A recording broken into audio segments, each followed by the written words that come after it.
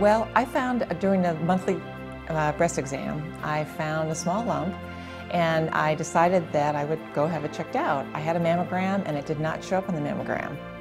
So the doctor basically told me, don't worry about it, you've got no family history. I was 38 years old, and so at that time period they said, don't worry about it, just come back in a year, we'll check it out again. And I went to a second doctor, same thing. They said if the mammogram didn't say anything, then I guess you must be all right. I still was not comfortable with that, and I think most women really have to trust their own instincts on things. And I contacted a third doctor. And at this point, he listened to me and said, we need to do something about it. And he did a needle aspiration in the office.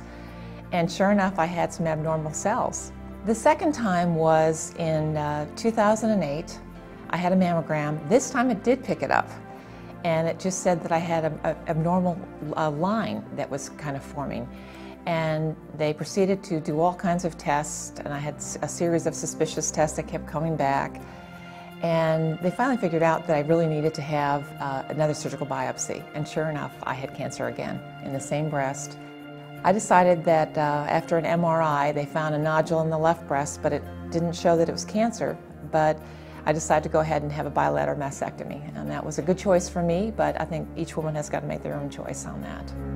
You really just have to decide that you're going to celebrate life and not let it get you down. I mean, I think it was something that I found that I really had to look at each day as a gift, because things were so uncertain. And I think looking to other people that you have as a support system is huge. I never really thought about how much you needed that. That was so much a part of your healing process. I think having the excellent medical care is certainly a piece of it, but from a mental health standpoint, you really needed to have that support system from family, friends. The American Cancer Society was wonderful. The auxiliary members that I've worked with on all these projects, I had meals come by. I mean, it was just wonderful. I felt for that time period I was recovering, I could really be myself, and that was nice. You feel like you lose control over your life, and that's something that makes anybody afraid. And you have to conquer that fear because I think that it blocks you from moving forward.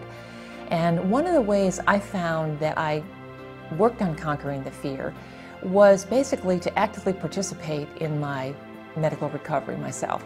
The doctors and nurses both encourage you to participate, actively participate really in your care. Because, of course, I didn't go to medical school, I don't know what all my choices are, but they were able to give you what was happening in your body.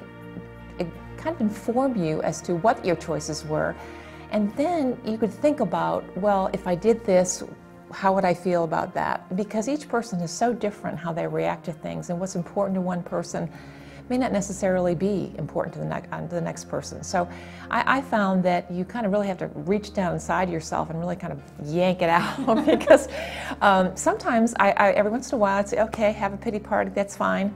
Let yourself cry, you've got an hour to do that, and then you got to move on. And it was, you really have to be tough with yourself because it's kind of tough love.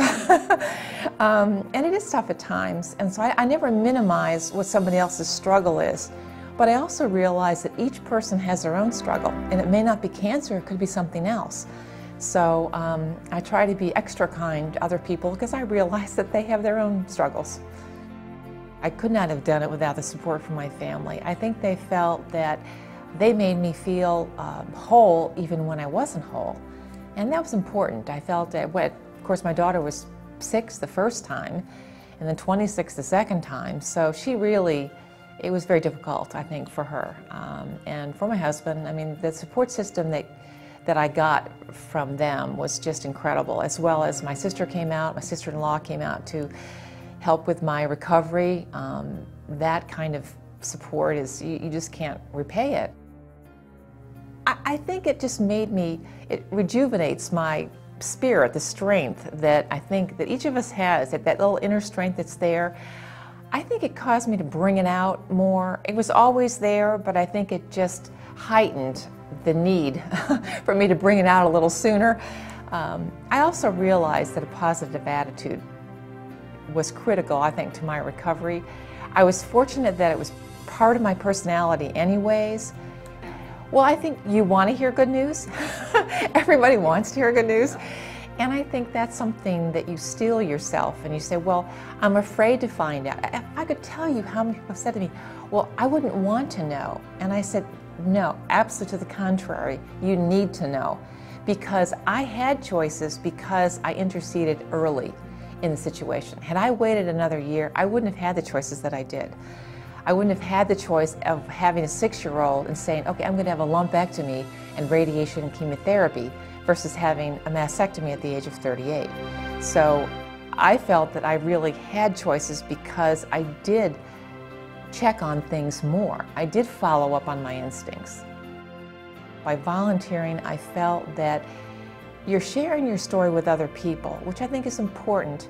And again, like they feel like they're not alone. They see that somebody else can derive strength from this uncertainty that we all face. And I think that was encouraging. I think that encourages the other person to kind of keep on going. And they find their own way to face the struggle. But I think they see it as I don't want to say a role model, but I think if you've seen somebody else has conquered their fear, it encourages you to do it.